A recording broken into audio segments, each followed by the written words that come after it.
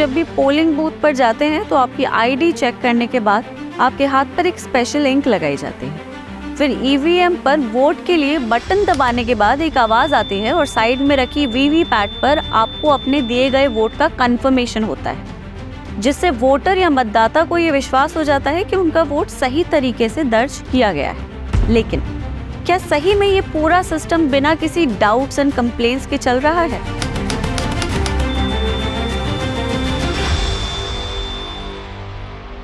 नमस्कार, I am Nivedita Raje.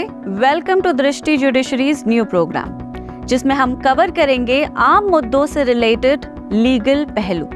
So today's topic of discussion is elections, a legal perspective.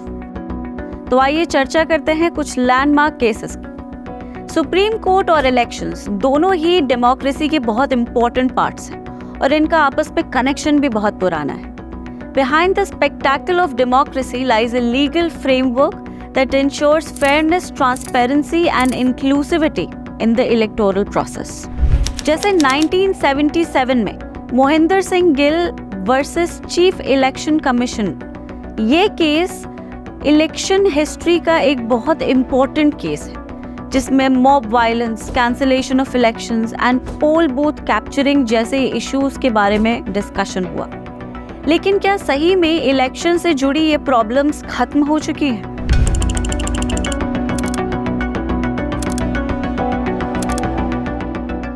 Election में दो सबसे बड़े मुद्दे रहे हैं, मसल पावर और मनी पावर। मसल पावर के इफेक्ट को कम करने के लिए एक इम्पोर्टेंट केस है साल 2002 का, association for democratic reforms versus union of India. In this case, the Supreme Court directed for the disclosure of criminal, financial, and educational backgrounds of candidates, promoting transparency in elections.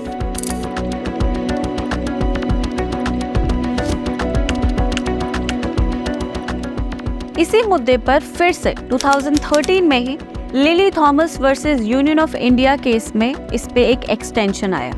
The Supreme Court ruled that a convicted legislator who carries a sentence of 2 years or more will automatically get disqualified. This judgment strengthened the parameters of qualification by declaring Section 8 Clause 4 of Representation of People Act 1951 as ultra vires of the Constitution. In a later 2018 judgment, Lok Prahari versus Election Commission of India, the Supreme Court clarified that a legislator would not be disqualified if their conviction is stayed.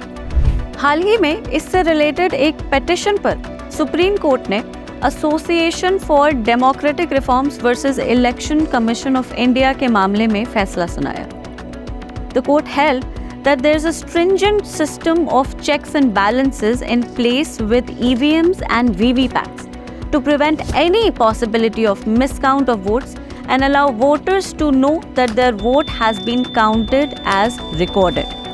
क्या आपको पता है, supreme court ने Subramanian Swamy versus election commission of India के case में VVPAT यानी voter verified paper audit trail को mandatory कर दिया था। दूसरी ओर सुप्रीम कोर्ट ने recently association for democratic reforms versus union of India के केस में इलेक्टोरल बॉन्ड स्कीम को अनकॉन्स्टिट्यूशनल डिक्लेयर कर दिया, क्योंकि it violated the voters right to information about political funding under article 19 clause 1 sub clause A of the constitution. From upholding the right to vote as a fundamental right to advocating for electoral reforms and accountability, judicial interventions have strengthened the foundations of democracy in India. Remember, your vote is your voice. Exercise it wisely. आपका vote आपकी आवाज़ है, सोच समझ के चयन करें।